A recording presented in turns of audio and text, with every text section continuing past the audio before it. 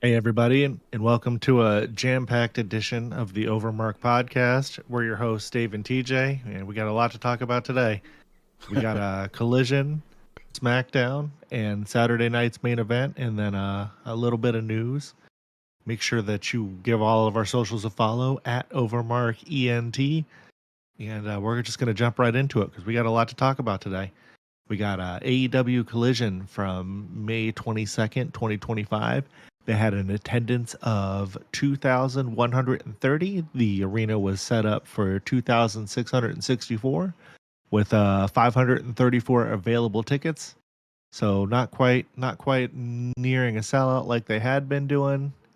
It's starting to drop off a little bit for Collision. They were in the Rancho Del Rio Event Center in Albuquerque, New Mexico. It was taped on the same night as Dynamite, so they had the same attendance. So, general interest may be down a little bit. Who knows? If you saw the news from our earlier episode this week, you'll know what was going on there. We actually have a video uploaded on our channel right now, so maybe after this, go give that a listen too. The viewership was down. Looks like 45,000 from last week, with a 0.08% in the 18 to 49 demographic. This episode really wasn't great, and we're going to blast through it. We had the opening segment with Adam Cole joining commentary for the contract signing. Tony Schiavone opens the show up, welcoming everybody to the broadcast. He introduces Adam Cole, who makes his entrance to a solid crowd reaction. He joins commentary for the upcoming contract signing, and Schiavone hypes up Double or Nothing. And, wow. We're going to have TJ jump us into the next thing. First of all, well, hi, TJ. It's good to see you. Yeah. What's going on? Just another jam-packed week of fucking wrestling. It seems like they don't want anybody to have a day without watching this stuff anymore, huh? But nope. We could watch more of it. There's more of it. I know. I'm just saying. No. My main thing is just it would be nice if it was better. Like we got some weeks where like a lot of the shows are pretty decent, but that was not this week. This is probably one of the worst weeks of wrestling television, at least for the stuff that we're watching in a really long time. But it opened up with FTR and Nigel McGuinness and Daniel Garcia doing a contract signing for Double or Nothing. Tony Schiavone moderated the official contract signing for the tag match at Double or Nothing. FTR and Stokely Hathaway entered a loud boos, followed by Garcia and Daddy Magic, and then Nigel McGuinness, who gets a warm reception. Cash Wheeler speaks first, warning Garcia and Nigel to reconsider. He insults Nigel for hiding behind the commentary desk, and then says that there'll be no magic tricks on Sunday. Wheeler signs a contract, and Daniel Garcia responds with a quote-unquote passion, saying FTR turned their backs on everyone who cared about them. He declares this fight to Tony Schiavone, dedicates it, Daddy Magic and Adam Copeland. This is going great already. And everyone is sick of FTR. He reminds Nigel of the fire he once had as ROH World Champion. A "You Still Got It" chant breaks out for Nigel. Nigel addresses the crowd, says that they'll find out Sunday whether he still got it, but he demands one condition: after Double or Nothing, win or lose, FTR must never touch, speak, or listen and look at him or Tony again, or it'll be top guys out forever. As Nigel prepares to sign, Dax Harwood interrupts, and he asks Nigel to be sure, warning that this isn't 2009 and they'll do damage if he signs. He offers peace instead, walk away, and they can even be friends. Nigel tells Dax not to lay hands on him. Dax calls it business, claiming that if it were personal, he would have already hurt him. A brawl erupts between the teams. Garcia and Nigel lock up FTR in submissions as the crowd erupts. Security storms the ring to break it up, and Nigel signs a contract making it official as FTR and Stokely retreat up the ramp furious. I don't know, man. I guess this was okay. Like, to Tony Schiavone, for as much as I rag on him and some people rag on him, I think he does okay in these little contract signing things when they're not kicking him out of the ring. And Nigel, I like him. I never saw any of his ROH stuff, but it seems like the small amount that we've seen him, he's decent. Daniel Garcia is fucking terrible. He's a pretty solid wrestler. Yeah. I ended up looking him up a little bit before he had that match with Bryan. That match in itself was pretty good. So, I mean, it's, he's got to be serviceable to have a match that good with Bryan. But Daniel Garcia is a fucking joke. I really wish that they would stop fucking trying to elevate this guy up a company. It's like, it's been 5 years. At what point do you realize, I mean, he's not the only guy, but at what point do you realize, like, this isn't it, it'll never be it, and I'm wasting money on it, I don't want to see it anymore. But FTR, they're really good as heels, it's not what I'd want to see them as, but they, you can believe what they're saying. I really like the whole thing where they try to act nice, but they're dickheads at the same time, and they're kind of like a multi-layered heels. They're definitely some of the better guys in the company in pretty much anything they do. So I don't think this match will be bad by any means. It just like, it sucks having Daniel Garcia stink up something that otherwise you could probably be more invested in. But every time you see the greasy car mechanic look that he's got going on, and like, what the fuck, does he think he's a member of the Sopranos? Why is he wearing those like track suits or whatever you call them? I don't know, man. You tell me a little bit about that. Well, man, I honestly couldn't say anything better than what you just did. These FTR obviously is great. They're always going to be great, even if they try to make them not great. This segment was all right. It furthered the stuff to the pay-per-view, which, is what you want to do on your go-home show. But, I mean, this might be one of the best things that happened of the night. It was. Feel like, this is the best segment. Yeah, I feel just like scratch out one of the guys. Might be downhill from here, and we'll go ahead and move forward. And we got a match, and it's a match that I don't know if everybody's clamoring to see or not, but we're gonna see it. Takasha's always good. Yeah, that's about all he is. And I mean, all of these guys honestly wrestle well, but what about Rocky Romero? Are you dying to see that guy? No, not really. Go ahead. I'm not. I wouldn't pay money to see most of these. But anyway, we got Takasha and RPG Vice versus the Outrunners and Bandito. And man, who wants to see this? I don't know. Pungy Vice. Or did they change their name to RPG? No, it's RPG Vice now. I don't know why. But I even heard them calling them on the right. More shit that doesn't make sense. I'm sure it makes sense if we were explained the reasoning behind it. And I'm sure maybe we were and we just missed it. But yeah, here we go. Chaos start from the start with all 6 men brawling in the ring. That seems to be a general theme every time that we watch this show. Bandito and the Outrunners hit a triple suplex to lay out Takasha and RPG Vice. Takasha and RPG Vice roll outside. Bandito and the Outrunners dive to the floor to keep the pressure on. Action cuts to a full ad break on Max. We come back. We got Romero and Bandito going at it, which sounds like a search that you might find on an adult website. Bandito tags in and takes control with a drop kick on Trent. Takasha tags in and he's trading shots with Bandito. Bandito hits a top rope move, but Takasha responds with a Blue Thunder. That was actually pretty nice. These dudes can wrestle. All right, Blue Thunder bomb. And he gets an ear fall. RPG Vice and Takasha triple team Bandito, taking him down. The Outrunners, they try to intervene, but they get sent to the outside. Bandito kicks Romero, and Trent makes the save. Man, this feels like it's taken a long time for a match with all of these guys. Bandito hits Takasha with a thrust kick, not thrush. He's not sick. He might be. And Turbo Floyd tags in. Floyd scoop slams both Romero and Takasha, followed by a double elbow drop, and the crowd pops somewhat. Bandito tosses Takasha up and lands a huge cutter. That was actually pretty nice. Outrunners go for a total recall, but get blocked. Lance Archer distracts the referee, allowing Bandito to be sent outside. Romero flies off the top while Trent holds Floyd, connects with a big knee, and Romero scores the pin. The finish is Romero pins Floyd after assisted knee strikes. Yeah, man.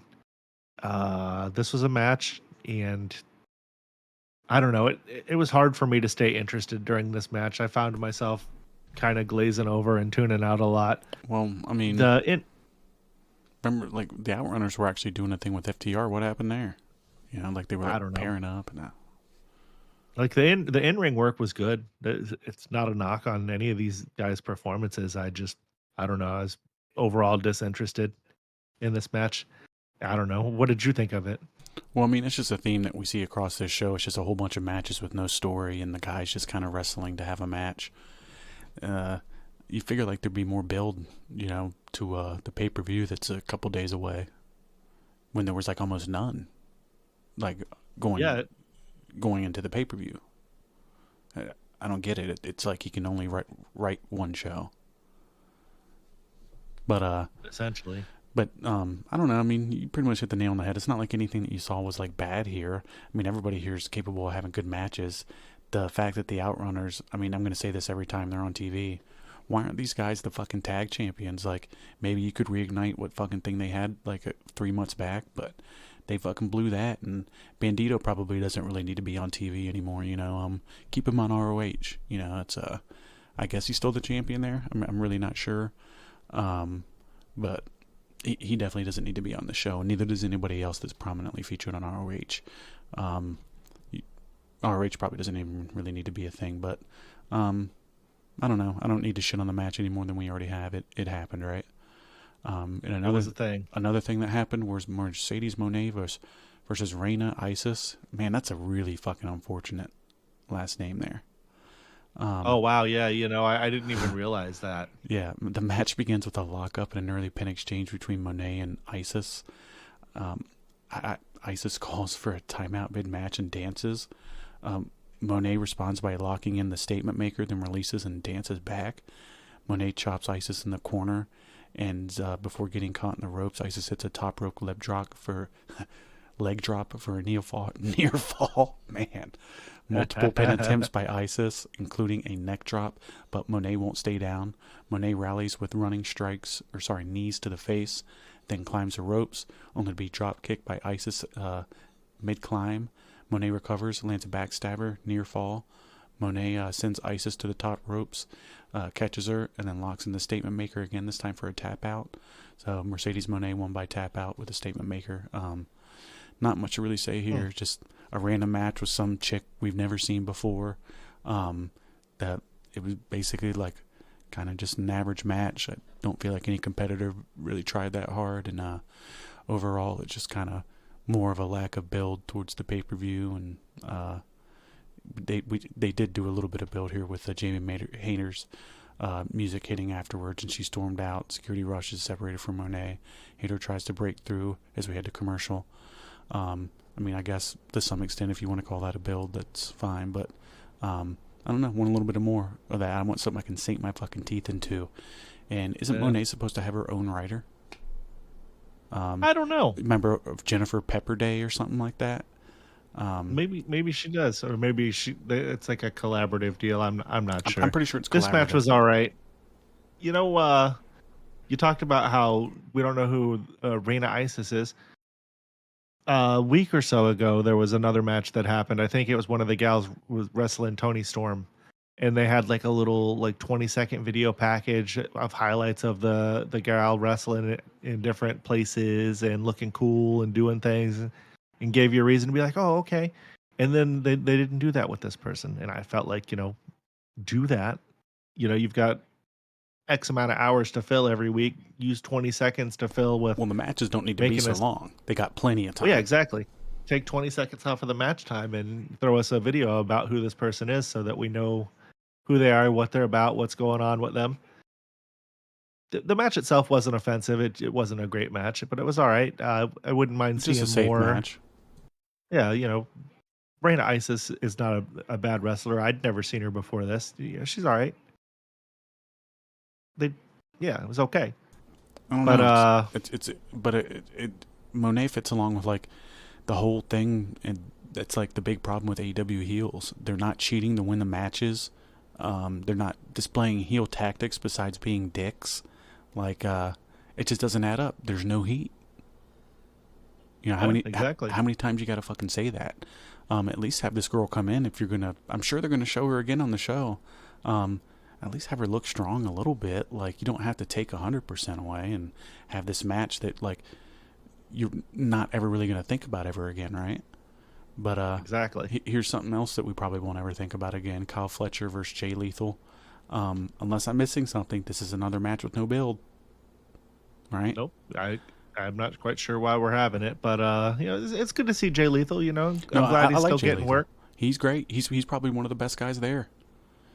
I bet you if you had a feud between him and Jeff Jarrett and they strung it out 4 months, they could probably make you care more about what they got going on than anything else on the show. Well. But match begins with them feeling out each other in a feel-out process. Fletcher gains early momentum with chops and kicks to the midsection. Lethal fights back. What were they doing to each other? I don't know. Chops and kicks to the midsection. Oh, okay. I don't know what you think. But Lethal fights with a flurry of right hands, then drops Fletcher for a 1 count. Fletcher turns the tide, stopping Lethal and choking him with the ring ropes. Lethal targets Kyle's knee and hits a suicide dive to the outside. Fletcher recovers and drops Lethal back first on the apron, then stares down Adam Cole at the commentary desk. After a full break with no picture-in-picture, Lethal and Fletcher trade hard strikes in the ring. Lethal nearly just steals a win with a roll-up, but attempts a figure 4, but Fletcher escapes and counters with a roll-up 2 count. Lethal targets a knee again and goes for the lethal injection, but Fletcher counters. Lethal finally locks in the figure 4, but Kyle reaches the ropes and breaks the hold. Lethal heads up the top ropes, go for an elbow drop, but Fletcher gets the knees up. Fletcher capitalizes with a kick to the knee and a brain buster for the win. So Kyle Fletcher won with a pin, 3 count, with the brain buster against Jay Lethal there. And it was all right. Like, it was a good in-ring match. Like, at least when this one comes, like, and it is like a safe by the books match. Like, it feels like these two at least were fucking trying, like, yeah. I can't really shit on either one of these guys. I know this is kind of like a little bit hypocritical with what we were talking about earlier, but they're just doing at least what they're fucking given. Whereas I feel like Monet, it's like, this is the best they got. And they should probably have more than that, because they're definitely going to have her fucking beat Tony and then go on a longer fucking run of shit that nobody fucking cares about. But, like, beyond that, I wish that they would actually have fucking Jay on the fucking show more. Kyle Fletcher, I wish they actually used him more prominently. Like, they ended up starting that push with him and then just kind of dropped it, right? And now he's just another one of old Callus's lackeys. What do you think? Yeah. Well, good enough wrestling match. It was probably one of the brighter spots of Collision, besides the FTR part. How do you polish up a turd, though? I don't mean the match. I'm just talking about the overall show. But and then there was a little bit of post-match action.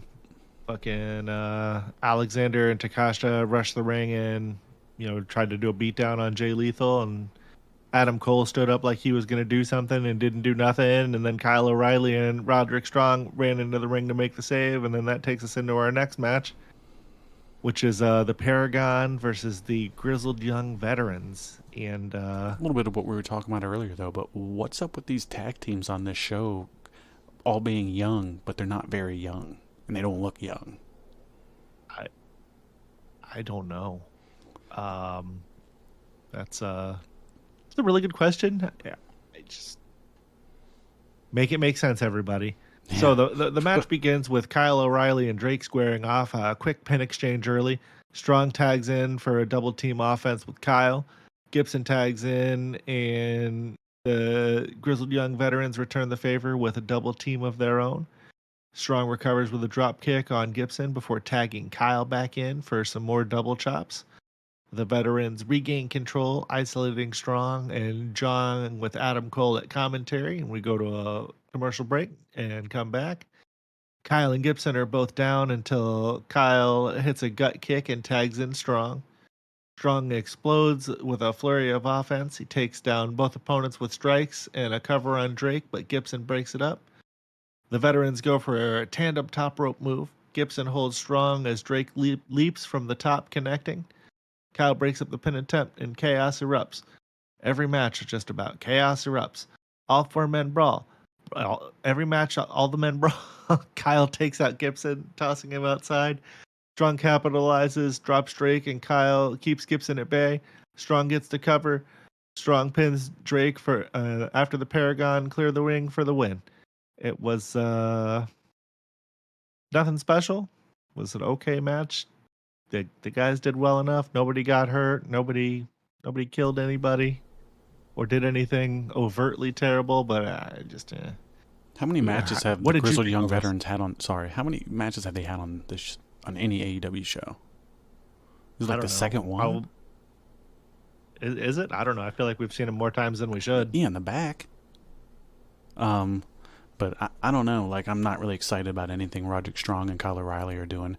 Kyle O'Reilly looks like a fucking child. It's strange, and I don't know. He just seems lost anytime he has the mic in his hand. And they were doing something with Roderick Strong at some point, but it just seems like this is it. And I'm not sure. There's just not much to be excited for about any of these guys because they're not going to do anything with any of them. So we can go ahead and move on from that one if you want. Another random match with Josh Alexander versus AR Fox. They just did this to make this guy look strong, I guess, kind of give him a little quick win over a guy that they've been starting to feature more in. AR Fox is losing a lot. But match begins with Alexander overpowering Fox, slamming him to the mat. Fox uses his speed to send Josh outside and hits a flip dive to the floor. Back in the ring, Alexander catches Fox midair with a kick, then delivers more punishment. Fox counters with slaps and a cutter, sending Josh to the outside again. Fox hits a dive through the air onto Alexander and rolls him back in. Fox goes for a 450 splash, lands on his feet after a miss. Alexander grabs him immediately, hits a power bomb, followed by a C4 spike for the win. So he ended up pinning him there after that C4 spike. Not really much to say here. Like we said, they're just trying to make this guy look strong, and a little late for that. You've pretty much already fucking made this guy one of the boys, and he's instantly, night one, lost all credibility. Well, I don't know if it was night one, but the second he paired up with the Don Callis family and just was like, he lost night one in the Owen Hart to Hangman, right? Yeah. That's called booking yourself into a corner.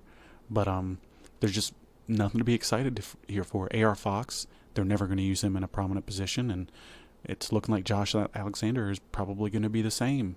Just more the same here. At least maybe they, at least this served more of its purpose, instead of lasting forever, like every other match does. But what'd you think about that?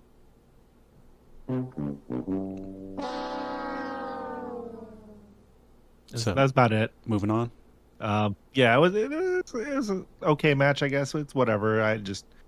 Man, Collision is getting really fucking hard to watch. Well, I don't know what it is. I know he has a problem and busted his ear open at some point, but the headgear's got to go. You look like a fucking dumbass. I don't know if it's just me, but could you imagine seeing Stone Cold out there with a headgear on? He'd look like an idiot. It applies an artificial ceiling to your character immediately. I kind of felt the same way with Reigns when he had the vest on. It's like, oh wait, so you're immune to chops, so you have an advantage out there. Oh wow! So, you want to talk about a disadvantage when it comes to our entertainment? I think you know what it is. The CMLL trios, Mystico, Templario, and Mascara Dorada versus Los Depredadores. I don't know. I think that's how you say it. Kind of Volador Jr., Magnus, and Rugido. I don't know. Well, I can tell you. Yeah. So, there were a whole bunch of guys in the ring with fucking masks. They jumped around. They did some shit that you've seen before that every fucking luchador match has on this show. You don't know any of these guys if you've never seen them before. It's interchangeable. You still don't know any of these guys because they're not capable of fucking expressing them differently in the commentary fucking booth. And again, they're all wearing masks. They're all doing the same exact shit. So you tell me what I'm fucking watching. I don't know. Fuck this match. Well, you know what's happening. Sorry, I don't mean to keep cutting you off. No, it's okay. It's the Forbidden Door thing. I'm thinking. So they're gonna have to have these guys come on and have some matches that nobody gives a fuck about with guys that will never be able to build a connection with an American audience. This goes back to what I was saying a minute ago about show us a fucking video package to make us care about these people. You can't introduce all these guys at once like that. Nope. They're all wearing fucking masks. 6 dudes, I have no idea who they are, and that's not a knock on them. And their in-ring work was, good enough. it sounds like we're shitting on him completely, so we'll throw him the bone. The in-ring was nice. I'm not saying any of these guys suck. It's just the presentation, the presentation sucked. Yeah, and the way that just know, if I'm watching a fucking UFC fight and they decide to bring in guys that I know, but they're all wearing masks, it's essentially the same shit. I don't know who the fuck these people are, and I'm not going to get hyped for it. And, all these guys are just too similar for me. And I am into some luchadors, but I'm probably never going to be any of these guys. And I don't know. You want to keep talking about this, or? No. Speaking of guys don't want to talk about, why don't you tell us about the next match, which is the main event for some reason? So it's Commander and Speedball versus Rush and Dralistico, which, we had talked about this some. No, we had talked about this some too. And it's like, how many of their guys are refusing to work 2 nights a week or something, or just how, like, he's not willing to pay these guys extra dates right now or something. Like, he just holds them to the fucking contract dates because it's like, there's no star power, nothing going on here that I want to fucking see. Why is Speedball on your show more than like anybody else? This guy's everywhere. He is all over this shit. Now, if you want to talk about like a luchador that I will shit on, is Commander. He is probably the most boring, unrealistic, just takes me out of any fucking match guy that I've ever seen. Rush, you could just get rid of him. It wouldn't make a difference in your show. You've used him terribly. He's corny. Nothing that he does sticks out. He fucking stinks. Dralistico, I don't know enough about him, but you can just lump him up with every guy in the last match. There would be no fucking difference to me. Match begins before the bell. Dralistico ambushes Bailey and Commander. Rush joins in, leaps to the announce desk while Dralistico dominates at ringside. Commander gets stoned into the barricade. Bailey is tossed into the ring. Commander recovers and launches off the ropes, takes down both Rush and Dralistico. Bailey and Commander hit dives to the outside, but attempt a second and crash and burn when their opponents dodge. After a commercial break, Rush and Dralistico double-team Commander until he escapes and tags in Bailey. Bailey unleashes a flurry of kicks, including an axe kick to Dralistico. We get a near fall after that. Rush tags in and exchanges stiff strikes with Bailey. Rush hits a spinning discus shot, fakes a charge, then delivers a savage jaw kick. Commander sends Rush out. Bailey hits a moonsault on Dralistico. Commander flies off the top rope to wipe out both. Flies off the top rope to wipe out both Rush and Dralistico on the floor. They get a little pop for that. And then back into the ring. Stereo shooting star presses from Bailey and Commander. Double cover. They both kick out at 2. Rush hits Bailey with the suplex plus knee combo, sending him outside. Dralistico hits Commander with a second rope facebuster, but Commander kicks out. Commander tags in Bailey, who lands a spinning kick on Dralistico. Commander follows up with a top rope splash, and Bailey covers Dralistico for the 3 count. So Bailey and Dralistico won after a pinfall. Or no, they didn't. Commander and Mike Bailey win via pinfall. My apologies. I don't know. I pretty much said everything at the beginning, but I'm just not into any of these guys, and I probably never will be. And you probably didn't need to hire Bailey onto this. You could have let WWE have him, or anybody. It wouldn't have made a difference to your show's ratings, the quality of it. Maybe it would have been better if he's not on it, but just some goof that can barely talk, kicking people a little bit, and some other luchadors, and Rush just fucking sucks. I don't know. Tell me a little bit about what you think. Not much. I know we keep saying that, but fuck, man, this was just such a hard episode to watch. Yeah, you just don't care about anybody on it. Yeah, match was good enough. They didn't have a bad match, so I know we keep saying that, but it just it takes more than having good in-ring work to make us care about all this, and you can't just keep throwing. Well, they're all the same. Matches together for the sake of having matches, and then all these matches have the same moves. The dudes are doing the same shit, so when other guys do it doesn't matter, and it's like, yeah, exactly. There's either like attacking before, usually before and after, but it's almost a guarantee that after the match, people are going to get beat down. Yeah, it's just not. So good. that was Collision. No, it's not. It actually wasn't. So post-match, Okada's music hits. He confronts Bayley, offers a handshake, only to flip him off, and Bayley responds by kicking Okada, sending him out into the ring, and he picks up the Continental title, looks into the camera, and declares, "This belongs to me." Bayley stands tall with the belt as the show goes off the air. There's one thing that I can declare right now. He's not winning. So, yeah. If you want a spoiler, that's 100% what it's going to be. I'm sure anybody else that's ever watched this show will agree with us there. Suck. Yeah, it did suck. It kind of stinks because the next show that we're going into fucking sucked almost as bad. Yeah, pretty much. But yeah, do you want to take us into this, or you want me to? Nah, I'll jump in. So WWE SmackDown on 5/23/25, an attendance of 6631. The current setup was for 6677, so they had 46 tickets left. I think by the time I looked, it said 1. They sold out. It was at the Ian Market Arena in Savannah, Georgia. This episode wasn't great, like we said before. So the 1 was main event. Oh, was it? My apologies. They sold this out. No, that's though. okay. Yeah, at 46 left, I'm sure that they sold it out. We just as of recording this, we just didn't have that info yet. Thanks for the correction. You remember better than I do with that. No, that's okay. So it starts off before the show officially begins. Damian Priest ambushes Drew McIntyre during his entrance. The two brawl on stage as security rushes out to separate them. Commentary emphasizes rising tension heading into Priest's world title defense. The official's opening is delayed due to the chaos. Security pulled them apart, and it kind of moved on to the next one. Nothing too crazy to talk about there, right? So we'll just jump into the next one. It's Tiffy. So she gets interrupted. WWE Women's Champion Tiffany Stratton opens the show in ring, celebrating wins over Charlotte at WrestleMania and Nia Jax last week. She teases a warning for this year's Money in the Bank winner until Alexa Bliss makes a return. She always gets a pretty good little pop wherever she's at. People are into Bliss.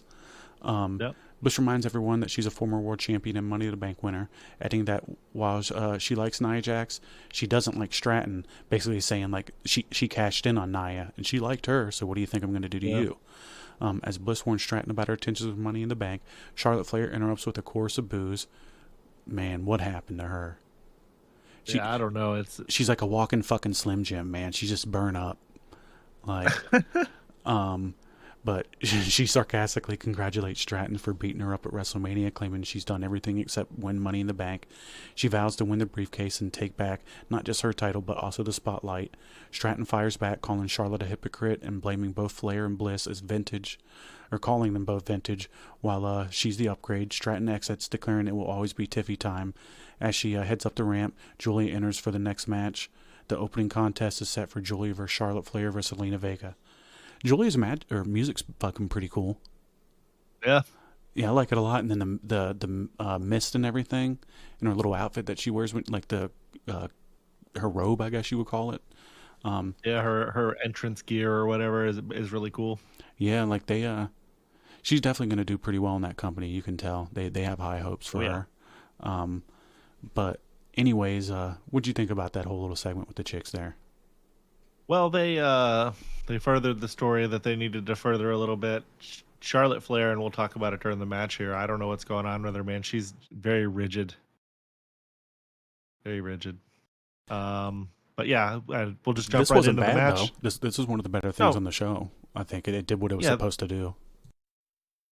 Yeah, they all accomplished their goals. There was nothing embarrassing or anything. It was good enough. Wasn't great, but it was good enough. I enjoyed her calling them vintage.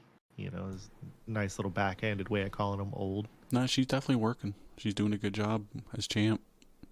Well, so we get the Money in the Bank qualifier match of Charlotte Flair and Zelina Vega and Giulia after we come back from the commercial.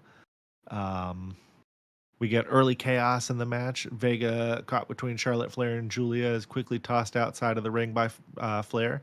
Giulia dominates Flair briefly before Charlotte hits a fall-away slam on Vega. Back and forth action sees all three women trade control. Giulia and Flair collide mid-ring while Vega returns and nearly gets the win after a DDT. We get an outside dive by Vega, sending us into picture-in-picture. During the picture-in-picture, we get Giulia and Flair briefly teaming up outside to isolate Vega with a double suplex. Flair gets a near fall on Giulia before turning her attention back to Vega. All three women go for multiple roll-ups and pin attempts in exchange. Giulia lands a drop kick to halt Flair's momentum, nearly getting the pin.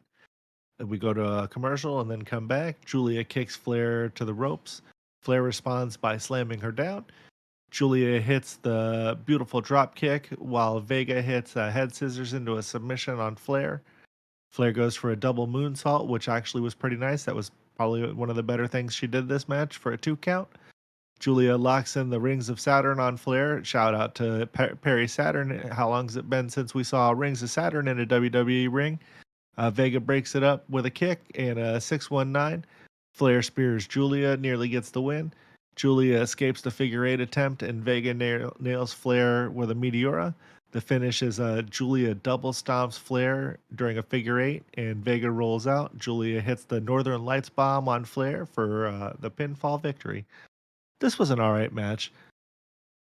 Charlotte's moving really weird, and I don't mean like in a fashion like she's hurt. She's just, I don't know what's going on with her. It's kind of like she forgot how to wrestle or something, and she's very, very rigid and it's not fluid at all.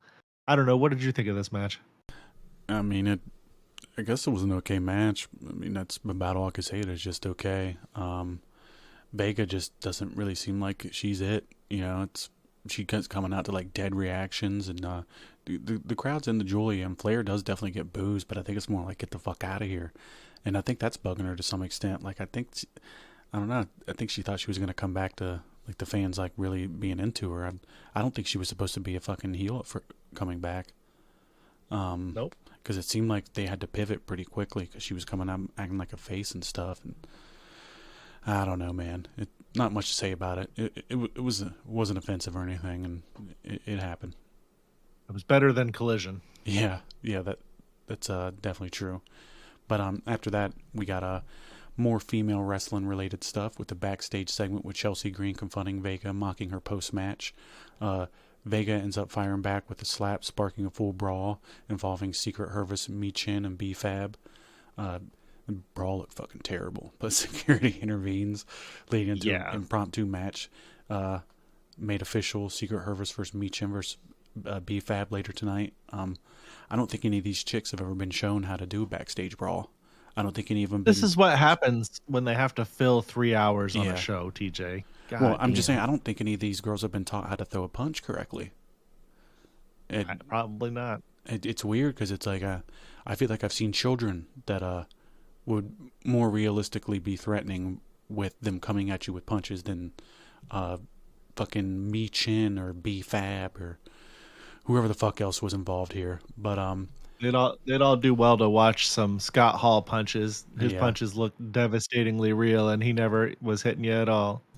Even Dusty, Terry Funk, a whole bunch of people that could show you some. Harley Race had a good punch. Jerry Lawler, fucking really good. But we'll jump into the next one. Chris Sabin versus Tommaso. Chris Sabin enters before the break, and Tommaso arrives afterwards as the match begins. Early mat grappling sees Sabin gain control the pace with an arm work and shoulder tackle. Ciampa counters with a stiff elbow that unleashes stomps in the corner. Snapmare leads a 2 count for him, followed by a DDT that sends Sabin outside. DIY celebrate cockily at ringside as we go to commercial. Back from the break, Tommaso maintains control with a neck breaker, but Sabin fights back with a boot and a German suplex. Sabin hits a running kick and a near fall. Tommaso rolls out, consults Gargano, and then drops Sabin on the apron. We got a 2 count back in the ring, and Sabin fires back with the dragon screw and a diving cutter, only 2. Gargano intervenes, but Sabin blocks him or knocks him off the apron. Ciampa fakes an injury to distract the ref, allowing Candice LeRae to sneak attack Sabin, and then he capitalizes with a running knee. So then he got the pinfall after that with the assist from Candice LeRae after he acted like he was hurt. And they celebrated after the ring after the win ringside. So sorry for messing that up a lot there, guys, but it's just I do really bad with that guy's name, and this fucking sucks. Like literally watching Tommaso is like watching paint dry. Makes me think of like fucking can of Campbell's soup. I don't know. Tommaso soup. I'd rather watch a can of fucking Pringles. You know, at least eventually I know I'm going to get something out of that I like. You know, like this guy fucking, I don't know, just shitting on all these shows, but I mean, I'm just not into this guy. Probably never will be. He's just some guy that's there filling up time on a show that doesn't need to be 3 hours. I know we say it every time Motor City Machine Guns come up, but man, it's not 2009 TNA anymore. They aren't it anymore. Nope. Yep. So we'll jump right into this next segment. We got Priest and McIntyre, round 2. Damian Priest music hit, but there's no entrance, just chaos. Priest and McIntyre resume their brawl from earlier, trading heavy shots near the ramp and ringside. Priest eventually grabs a mic inside the ring, declaring, "Tomorrow night, I'll put Drew in the hospital, but tonight I get my pound of flesh." He drops the mic and lunges back at McIntyre as security struggles to keep them apart. The crowd's chanting, "Let them fight," pretty loud, echoing throughout the arena. The segment ends in total chaos as the brawl continues. Is this an episode of AEW? Because there's so much brawling going. No, I'm just kidding. That happened and furthered the story more going into Saturday night's main event pay-per-view. These guys have been fighting nonstop, it feels like, for at least a month. What did you think of this? I mean, it just did what you said it was doing, furthering the stuff, and they have a couple different segments of one of their main programs throughout the show to keep reminding you to build towards it. And they got 3 hours, so they got plenty of time to do it, and nothing bad here. These guys have been taught how to brawl. Yeah, it looked good. It didn't look fake. Yep. And we can go ahead and move on to the next one here. It's a backstage with Solo Sikoa speaking to JC Mateo, offering it. That is just, what the fuck were they thinking, man? I'd just call him JC. Yeah. Or just call him Cobb. I don't know, but JC Mateo, fuck. But offering advice of their tag match, Jacob Fatu interrupts the conversation, glaring at Mateo. Fatu says that he doesn't know him, doesn't like him, makes it clear he doesn't trust him. Mateo snaps back, but Solo steps in to diffuse the tension. Solo reminds them both of the real enemy, says to use that fire in the ring. He references Jimmy Uso walking out on the family while emphasizing he never did. Solo begins to say Jacob's catchphrase, but Fatu cuts him off, delivering it himself, cold and sharp, before walking off. It was alright. Again, just another segment, just furthering another storyline, and everybody involved's good enough, so nothing really shit on here, right? Nope. These are just segments that we cover because they happen, and maybe sometimes we'll think of something. But it's just nothing but backstage stuff for this 3-hour show here. Yeah, we talk about butter a lot in here too. We keep bringing that up. I think so. Alexa sends a message. Ooh. Backstage, Charlotte Flair walks by and overhears Alexa Bliss speaking, but not to her, to Lily. Oh, she's talking to the little stuffed doll. God damn it, man. That's right. Alexa cryptically references friendship and then casually says, "See you at Money in the Bank." Oops, sorry. Flair glares but doesn't respond. Tension rising ahead of Money in the Bank. Man. I don't like the whole I'm crazy talking to the doll thing. Shit's kind of stupid, but whatever. I mean, I think they sell a lot of the dolls, so maybe that's why, but I suppose that's right. This isn't for us, probably. No, it's not. I don't know. Nothing I'm really interested in. I do like Alexa Bliss, but I don't need her talking to fucking dolls or oozing out that black shit that came out of her mouth that one time, and just you can be kind of like a gothic, like whatever the fuck kind of chick, but you just don't need to talk to dolls, and there doesn't need to be any spooky shit going on. But we can go ahead after that. We got a match with the Secret Herbers versus Michin and B-Fab.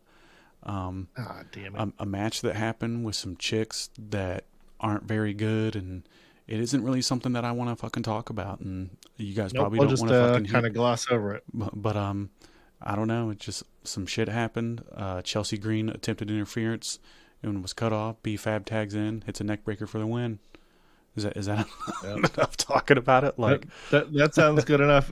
These are gals that they suck. You know, I would gladly trade out for AEW's best gals and just, you know. Yeah, I mean it's what's her face, Dewdrop or whatever, Piper Niven. Like she has no redeeming qualities as a wrestler. She doesn't look good. She doesn't sound good. She can't talk. She can't wrestle very good. I don't know what the fuck she's doing there. And it's like, it's obvious by the way she looks and sounds that she doesn't have any fucking interest in improving. The other chick that hangs around with her, I don't know, Alba Fire, like she doesn't do anything. And Mi-Chin seems okay. I guess she's probably the best out of the bunch. And B-Fab, definitely. B-Fab needs to go.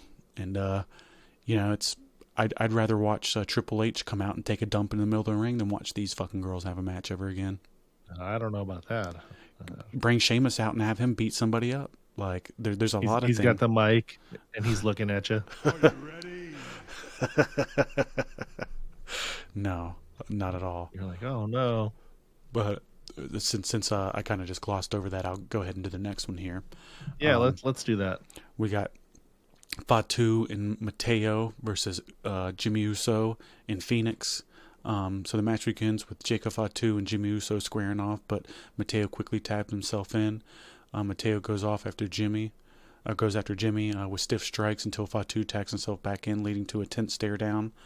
The hesitation gives Uso and Phoenix time to regroup and hit stereo dives to the outside.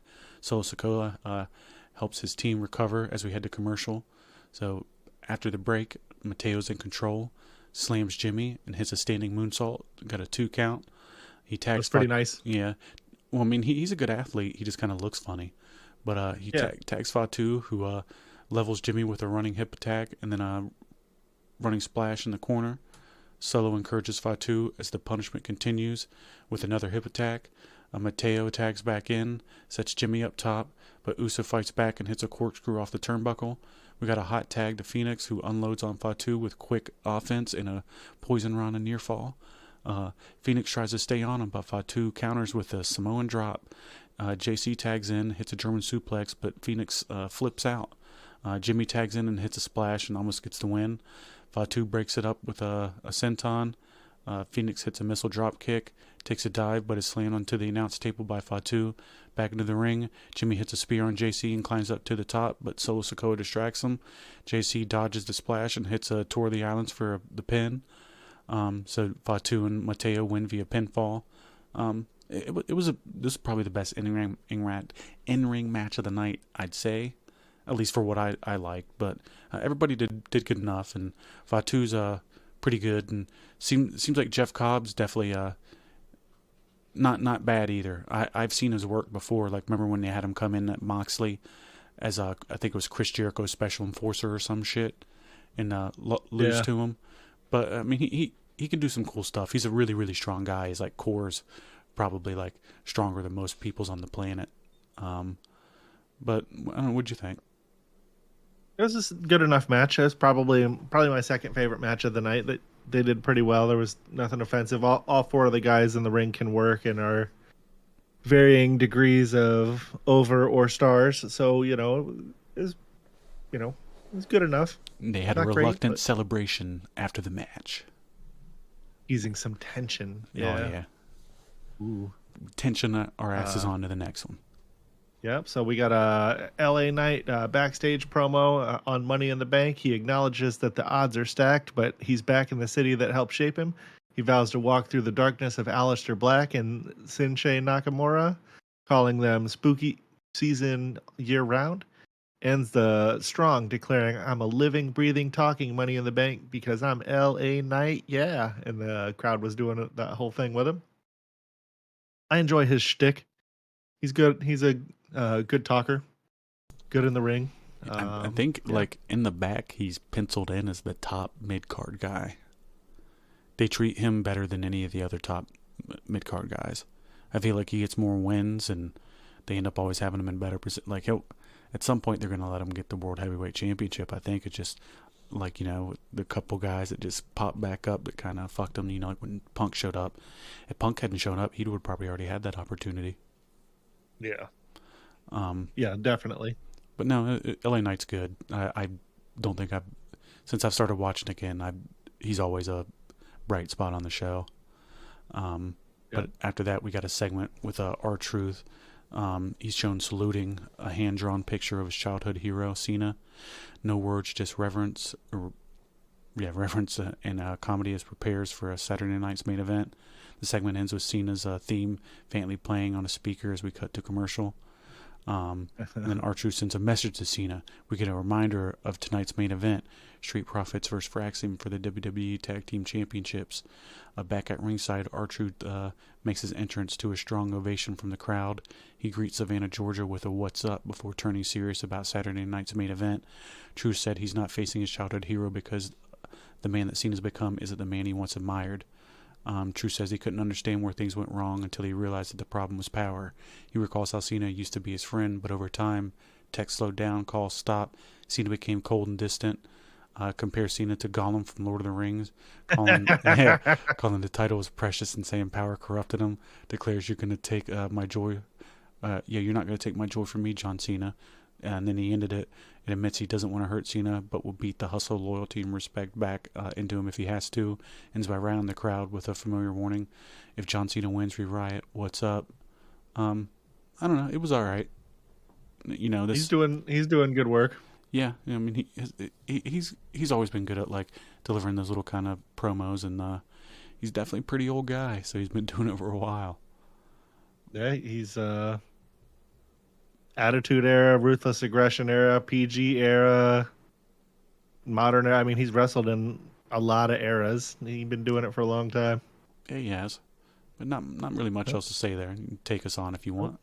Solid little promo. Well, yeah. So up next we got a Money in the Bank qualifier match. This is probably my preferred match of the night. We got Aleister Black, LA Knight, and Shinsuke Nakamura. The match opens with Nakamura and Black double teaming LA Knight briefly, working together. Knight breaks free and then teams up with Black for a high-low combo on Nakamura to send him to the outside.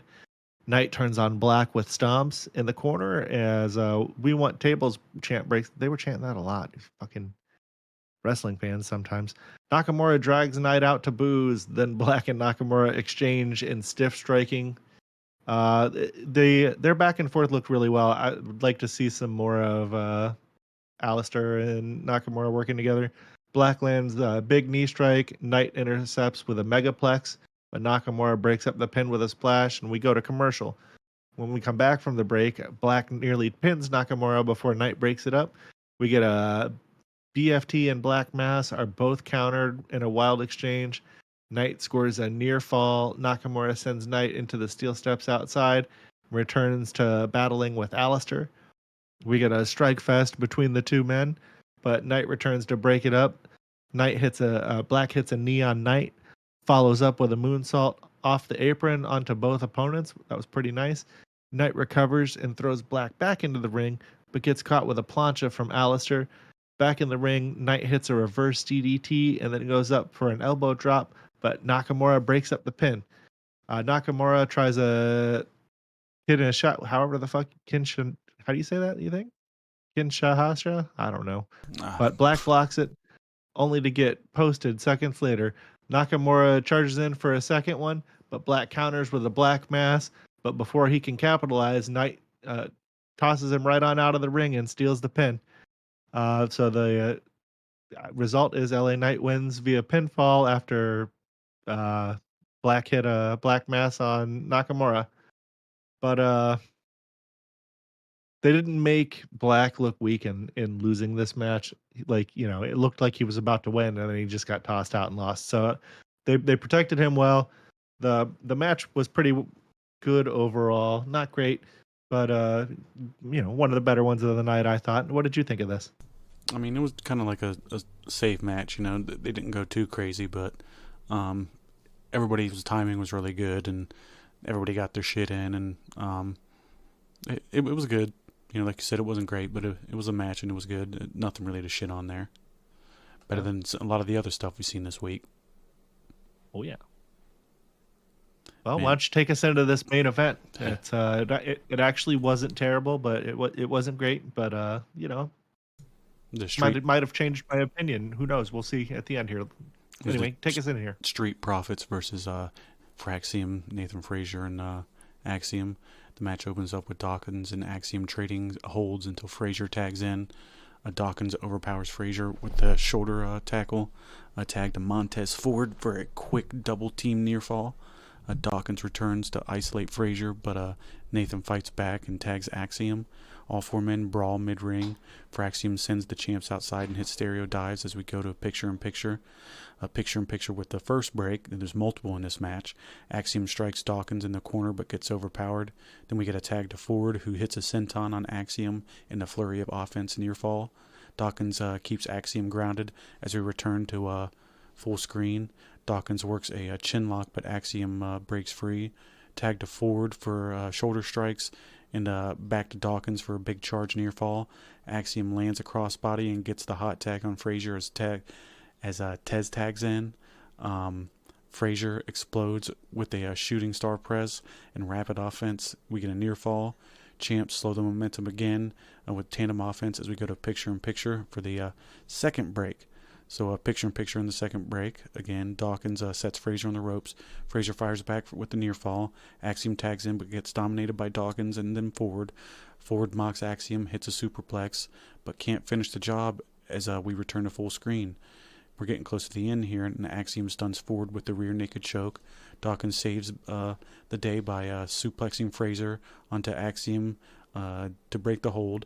Superplex by Frazier, blind tag by Axiom, and a golden ratio combo near fall. Frazier goes off for a Phoenix Splash, nails it, but Ford breaks the pin. Chaos erupts, DIY run in, but are intercepted by Motor City machine guns. Ford hits a massive dive over the turnbuckle to take out everyone. Dawkins spine busters Frazier. Ford tags in, but the lights go out. Then lights go out, and then the Wyatt Six return. They get a pop. They attack everybody at ringside, and in the ring, Uncle Howdy hits a Sister Abigail on Gargano. The faction stands tall in the ring as their theme plays. So just a no contest, I guess. Post-match, Uncle Howdy looks up and delivers a chilling closing line, "My life for you," and SmackDown goes off the air. After that, they lit a fucking candle like it was Bray Wyatt's birthday or something, but this to me was mainly why this wasn't the best match of the night. Before that, I'd say it was, but anything with the Wyatts is just a no. It sucks. Anything Bray Wyatt sucked for the most part, except some of the beginning stuff when he came in before you got tired of him saying the same thing every week. This has proved to be nothing different so far. Actually, this has proved to be a complete mess. I guess one of the guys got hurt, so they had to take time. But even before that, before they got hurt, they had no plans for them. Everybody involved is just kind of like so. Just they need to stay away from this stuff. Hopefully, Alexa Bliss isn't involved. And I know they're not gonna hear me, and it wouldn't make a difference if they did. But Triple H ever for some reason listen to this, you don't want this shit on your show, just let them all go. You're not gonna lose a fucking thing. Eric Rowan's fucking serviceable. I like him, but whatever Bo Dallas or whatever the guy with the mask on, you don't need him. You don't need the chick. Anybody else involved, just get him the fuck out of there. What'd you think? Well, this match did finally. Sorry, I had to swallow. I'm sure you remember that I've been hating on Fraxium pretty hard for the last few weeks. I think this match kind of started to turn me around on him a little bit. I'm not crazy about him, but they did the thing. It was what it was. And yeah. That's all you want to talk about with the match. It was a good match. It was everybody got their shit in, and it was a championship level match that's usually the caliber of what you would expect on TV. Nothing to shit on at all. It was one of the better things of the week in any of the wrestling shows, just until the end, I feel like. Yeah, that's fair. And then just fuck.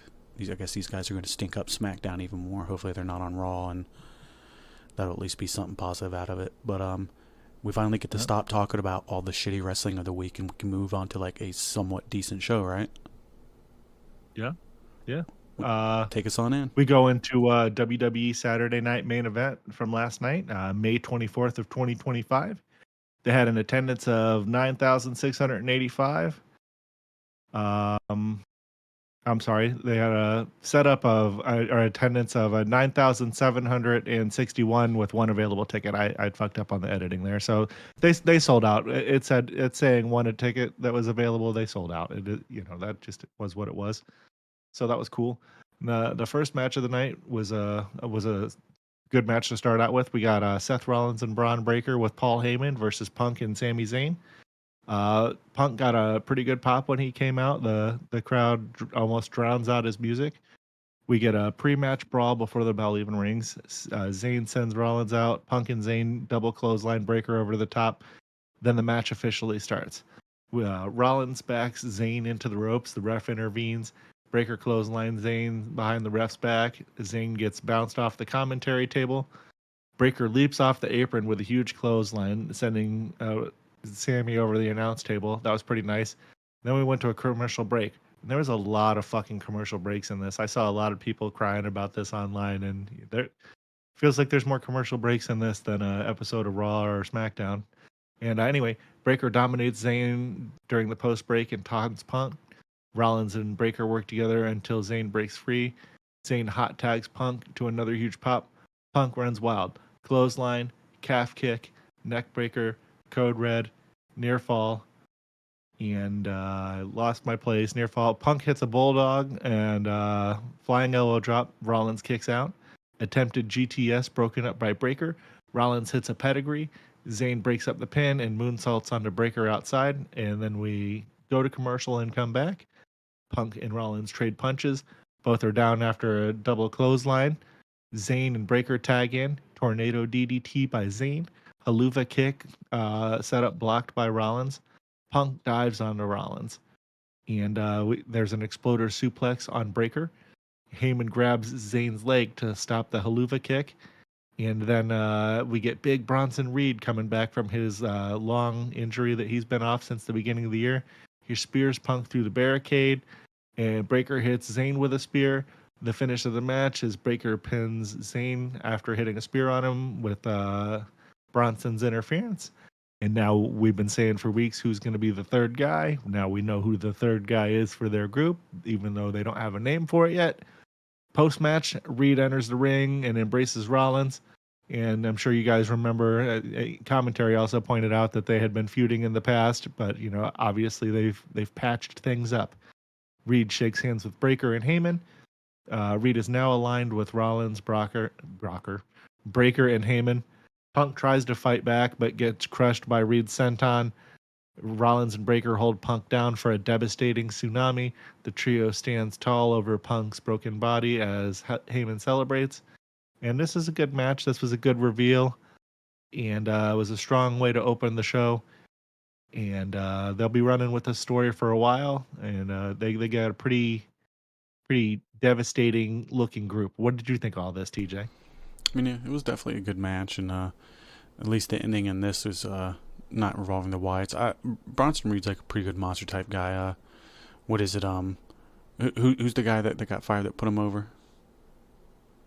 Oh, I can't remember his name now. Braun Strowman. Yeah, because they're all the same names.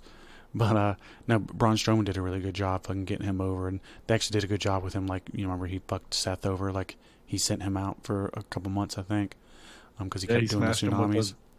Hit him with like half a dozen of them or something. That's a good reveal for him being like the third guy, and that's actually, I like that it's another young guy, and they'll be getting those guys over, and Paul working with them is going to be good shit. So, I generally liked everything about this. It's not like it was like the best match in the world, but it was pretty good, and the ending was awesome. So it's not bad. This is a Saturday Night Raw that we're watching here, essentially. In stereo.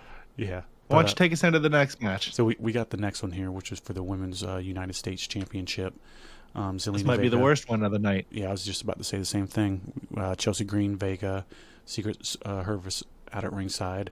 Green opens aggressively, cornering Vega and taunting. Vega counters with a roll-up, 2 count, head scissor takeover. Vega goes for a 619. Green dodges and yanks her outside. We got the big moment here with Green powerbombing Vega on the floor. Green's like so much bigger than her. Back in the ring. Taller. Yeah, Green scores a 2 count, slams Vega's face into the canvas, slaps her and drops her face again for another 2 count. Green stretches Vega with a back-mounted arm pull and a rear chin lock. Vega escapes with the jawbreaker, but Green boots her down and then stomps her in the corner. Green misses a springboard splash. Vega begins her comeback. Vega lands a clothesline and a back suplex, kip up, and fires up the crowd. Hits a Meteora-style corner drop kick. Green dodges a diving move and then goes for the unprettier. Vega counters into a backstabber. Vega lands an awkward-looking 619, kicks Chelsea in the nose and appearing to maybe break it. Definitely started bleeding real bad. Crowd cools slightly. It's the worst 619 I've ever seen. I actually reposted a video of it in our Instagram stories, so if you're following us, go look at that today. It's fucking rough. Vega climbs, but Qualifier distracts the referee. Piper Niven tries to interfere. Vega fends her off and hits a code red on the second rope. So Vega won by pinfall. Still champion. Post-match, Green's busted open from the nose, or on her nose, from the kick earlier, 619. And despite interference from the Secret Service, Vega survives and retains. It's probably the worst match of the night. Not much to say here. Vega's definitely not working out as a champ, and it's not like Chelsea Green's going to be getting exceptional matches. It's kind of what you expect from the older batches, chick matches that they used to have, that the newer ones to come in can do way better than. Right? I think that both of them can do better matches than this even. It just, for whatever reason, it didn't click this evening. I don't think they've ever had a match that's been that great. I just don't think they click. Yeah, it could just be they don't have a good in-ring chemistry. Yeah. But I'll go for it.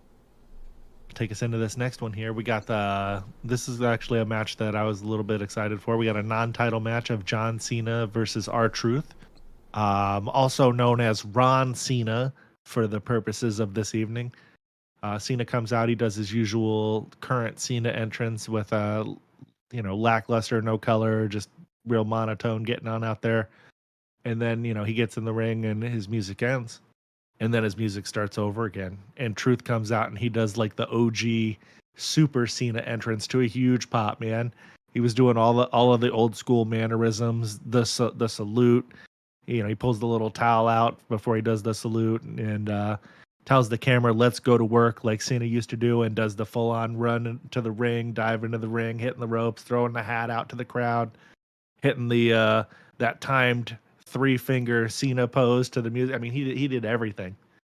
And then as soon as the match starts, Cena instantly floors him, like kind of mid, still doing some Cena stuff with a clothesline. And Cena dominates the match early, punches in the corner, hard Irish whip, picks up R-Truth's earrings off of the mat and throws them back at him, because I guess some of his earrings either ripped out or fell out or something. I'm not too sure. He hits a suplex powerbomb and a 5-knuckle shuffle. Cena lifts Truth for the AA and Truth counters. Truth hits 2 diving shoulder tackles, the back suplex powerbomb. Boom. Truth hits him with the 5-knuckle shuffle. Attitude adjustment on Cena. The crowd is losing their mind. This was probably some of the more hype that they got for the night. He goes for the STFU and gets it locked in on Cena, and Cena manages to crawl to the ropes and escape. He rolls to the outside to regroup. He got hit by all of his moves. He's figuring it out. On the floor, Cena sends Truth head first into the ring post. Cena enters the ring with the undisputed title, but hesitates. He looks conflicted. I don't know if character-wise he's actually conflicted here, or he was just doing this to swerve the ref. Hands the belt to the ref. The ref goes to get rid of it, and while his back turns, he instantly kicks Truth in the nuts. Immediately hits him with an AA and pins him. Cena wins after the low blow in the AA. The winner is John Cena. His music hits. He tells the production crew to cut his music, smashes R-Truth with the championship belt, and leaves with the title. Not a terrible match. I was entertained by Truth's antics. What did you think of this, TJ? I mean, it was quick, so there's really nothing bad to say. And they didn't really have a good match, but they just got their little spots in, and the crowd was hot for it. So, I mean, it worked, and said they had a match, and I'm sure they'll sell a whole bunch of Ron Cena shirts if they're out there. And yeah, I kind of want one. They are up on WWE Shop right now. Not that we're sponsored by them or anything, but No. Cool shirt. But no, I mean it wasn't bad. It happened, and I wasn't upset over it at all. It was pretty quick. It's exactly what I expected it to be. Yeah. We can go ahead to the next one. The steel cage match between Drew McIntyre and Damian Priest. You know why they call him that, right? The backstage segment, but why do they call him that? Because his sack covers the entire place. That's at least what Core was telling me. Oh wow. Yeah. Wow. That's something. Yeah, it's something else. But so it was what did we skip there? We had that backstage segment with Jey Uso and John Cena before this match. Okay, you go ahead and talk about it then. Yeah, so the World Heavyweight Champion Jey Uso is seen walking backstage. He crosses paths with John Cena. Cena acknowledges it's been a while. Uso reminds Cena the last time that they saw each other, he was eliminating him at the Rumble. Cena sarcastically appreciates the memory, and he teases the idea of meeting Uso again soon. Brings up Uso's legacy as part of wrestling's most prestigious family. He mocks the idea of Uso potentially losing the world title to Logan Paul. Jokes that if his own time runs out, the only champion left might be a YouTuber. That would ruin wrestling. So Cena is basically applying more pressure on tonight's match. He ends the segment with a sarcastic good luck, noting that he'll be watching closely. And then, yeah. So then we go to the steel cage match that we talked about between Drew and Priest. So the match begins before the bell. McIntyre jumps Priest at ringside, tosses 2 chairs into the ring, then slams the cage door shut to start the bout. Then we get early offense with Priest trying to smash Drew into the cage, gets blocked. McIntyre turns it around with a chop, and lawn darts Priest into the cage wall. Priest rebounds with a flatliner and a super kick, attempts a South of Heaven. Drew elbows out. McIntyre sidesteps a charge and sends Priest into the cage again. We got a commercial break, then we come back from it, and Priest is cutting McIntyre off mid-escape. Priest sets up a razor's edge off the top. McIntyre counters. Priest gets a face slammed into the cage and dropped. Then Priest hits a surprise Claymore kick and a South of Heaven near fall. Priest climbs over the cage. McIntyre meets him. Superplex from the top of the cage.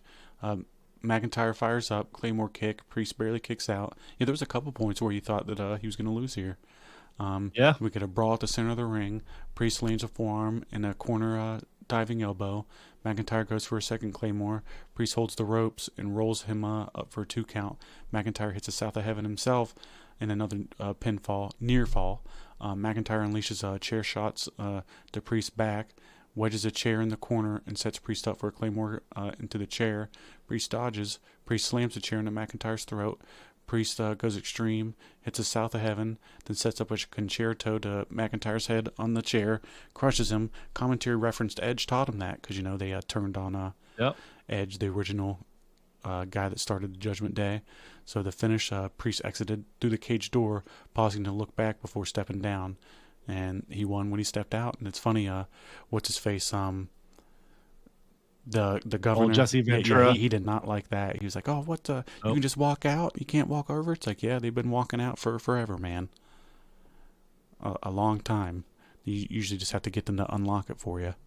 Unless he shit all over the finish, and he talked over the announcers the whole night. I don't know how many more times that they'll be bringing him back unless he's under contract and they have to. Yeah, like when they were announcing the people coming out, he was talking over them. Like every time when they were doing that, like Jey Uso, Logan Paul, all that. But it was a decent match. Like we said, they actually had you thinking maybe they were going to lose here and there a couple different times, and hopefully this is the end of their feud. But I don't know what Priest is going to go on to next. Well, they were saying that McIntyre is going to be gone for a while, hurt. And the concerto was like how they were writing him off TV. He was saying an interview with he had an interview with an Orlando newspaper a day or two ago, and he was talking about he can't turn his head all the way to the left right now, just shit like that. So, speedy recovery to him. It was a good match, and hopefully he's back 100% soon because he's been doing pretty good shit lately. Yeah, there's just got so many good guys that there's only so much room for the main event programs, Right, and this will give other dudes a chance to be able to step up and fill the slot that he's been occupying for a while. So, but overall, it was good. I enjoyed it. It's nice to have the cage match, and like Jesse kept saying, you wouldn't get a cage match on NBC back in the day. Definitely not. They're too violent for them. I was kind of surprised that we didn't get any color in that match. The only color we got any was poor Chelsea Green. Yeah, and that wasn't intentional. But hopefully her nose not broken. But I think what I was reading earlier is that they did say that it is. But so speedy recovery there. Yeah, and we'll go into the next one after that. It was Jey Uso versus Logan Paul, and there was only 10 minutes left on the broadcast, so they started quick with a basic lockup from headlock from Jey, and Logan leapfrogs and hits a blockbuster plus a kip up. Jey rolls outside. Logan hits a plancha. They hit a commercial pretty quick after the match started. And then we come back from break, and Uso hits a step up enziguri with a running hip attack for a near fall. Goes for an Uso splash. Logan gets the knees up. Rolls for 2. Paul gains momentum. Fireman's carry takedown plus lion salt attempt. Jey blocks with the knees. Jey hits a pop-up Samoan drop with the 2 count again. Logan rips off the turnbuckle pad as Jey tries to pull him back. Jey sends Paul over the top and goes for a suicide dive, but gets clocked with the loaded right hand. Paul follows up with the buckshot attempt. Jey super kicks him. We get a near fall. The crowd chants, "This is awesome." Paul dodges his spear, but sends Jey into the exposed turnbuckle. He hits another loaded right hand. Jey kicks out. Jey recovers, hits a super kick in an Uso splash, and John Cena pulls the referee out while he tries to count him. Cena beats Jey down until Cody Rhodes returns. He gets a big pop. Yeah, that's what hit. Now, I was surprised. I knew that he was going to be coming back soon, but it was nice to see that it happened today, because they definitely need him on fucking SmackDown. You've been feeling him not being on the show. Cody hits Cena with a crossroads. Logan tries to strike Cody. Cody ducks. Jey spears Logan for a second Uso splash. So the finish, the referee returns to count the pin after that. Jey Uso gets a pinfall win. He's still champion. Post-match, Cody grabs a mic, calls out Cena for, he's like, enough! Announces that he's back and ready to fight. Declares a team with Jey Uso versus Cena and Logan Paul at Money in the Bank. The show ends after the mic drop. And it was a good little PLE. It wasn't bad. It's exactly what I expected. They furthered 2 things. They had the Bronson Reed thing and the Cody return. And overall, I liked the show. What'd you think? It was a pretty good show. I'd give it like a C+, B-, somewhere in that neighborhood. The matches were pretty good. What do you think about the last match? The last match was really good for the most part. Even though it was short, they told the story that they need to. Paul looked good. Uso looked good. The Cena running out made sense. I like where they're going with the tag team match at Money in the Bank, even though I really wanted Punk and Cena at Money in the Bank. Also, though, Punk and Cena need more than just a 3-week feud into a PLE. That needs to be a little bit longer than that. So it makes sense that it wouldn't be that just yet. We'll get it at some point, and it'll be good. But yeah, for sure. We're going to have to keep waiting. So we're going to cap off all the wrestling shows for the week? There's a lot of wrestling this week. Jeez. Yeah. Well, like I said, it wouldn't be that bad if some of it was a little bit better. It didn't feel nearly as bad to go through that last one as it did the SmackDown and Collision. But we can go ahead and wrap up the wrestling talk for the live shows that we experienced this week, and jump to the news if you'd like to take us on into that. Yeah, so we got a little bit of news. We're not going too heavy on the news stuff today because we already had a fairly long show. But last night, after the end of Saturday night's main event, WWE announces 2 nights of events from the State Farm Arena in Atlanta. They're going to have the Saturday night's main event, July 12th. As reported by Fightful Select, Goldberg's retirement match is expected to take place at that versus Gunther. So we'll have a little over a month to be able to build to that. That should be cool, maybe it'll be cool. I don't know. Hopefully Gunther kicks him in the head. No, I shouldn't say that. That's terrible. There are no other matches that are reported on yet. It's also going to be the same day as AEW All In Texas, so it's going to be like a PLE versus pay-per-view type of deal. Which one will the fans be watching? One or both of them? Let us all know. Me and TJ will have to watch both of them. You guys don't necessarily have to. We do this, so you don't have to. And then also announced, part of that same announcement was the official announcement of the WWE Evolution, which is going to take place on July 13th, so the following day. We were talking actually, about that earlier, ago. Yeah, earlier in that day, they're going to do, I didn't put it in the notes here, but the NXT Great American Bash show is going to happen that same day, earlier in the day. But Evolution has a potential to be pretty stacked between the current WWE, NXT, AAA, and TNA women's rosters, plus however many returning legends that there could be. This has potential to be one of the greatest women cards of all time. It's the return of it for the first time since 2018. The only rumored match that we have, and some of you may remember this from our short a while back, is Charlotte Flair versus Jade Cargill, and more info on the matches and stuff will come. Yeah, it probably will suck. But yeah, more match info to come as we get it. What did you think of these announcements, TJ? I mean, nothing really to talk about there. I mean, they're going to keep having Saturday night main events because they got it contracted. It's cool that they're having the Evolution thing. I'm sure they'll be able to put on a way better show than they did last time. Not saying the last one wasn't good, but they got way more talent this time, so it should definitely be a good show, and I'm sure they'll build to it as good as they can, right? What do you think about the Saturday night main event being on the same day as the All In Texas? That's like a big deal for AEW. Yeah, it adds up. Well, I mean, AEW talks about WWE more than vice versa. They're always calling them out. So it's, here you go. See how it goes. It's WWE's playbook. They've been doing it forever. It's a Vince move there.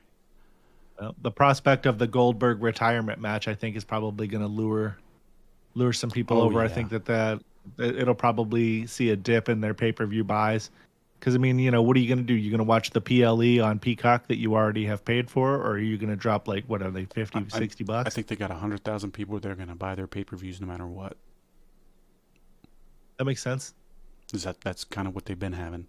It's all reports, so it's not real confirmed numbers, but that's right. All we got to go by. Take us into this next news topic. That's Scorpio Sky speaking out on his AEW absence, creating character podcast highlights. So Scorpio Sky hasn't wrestled in AEW since 2023. He's not hurt.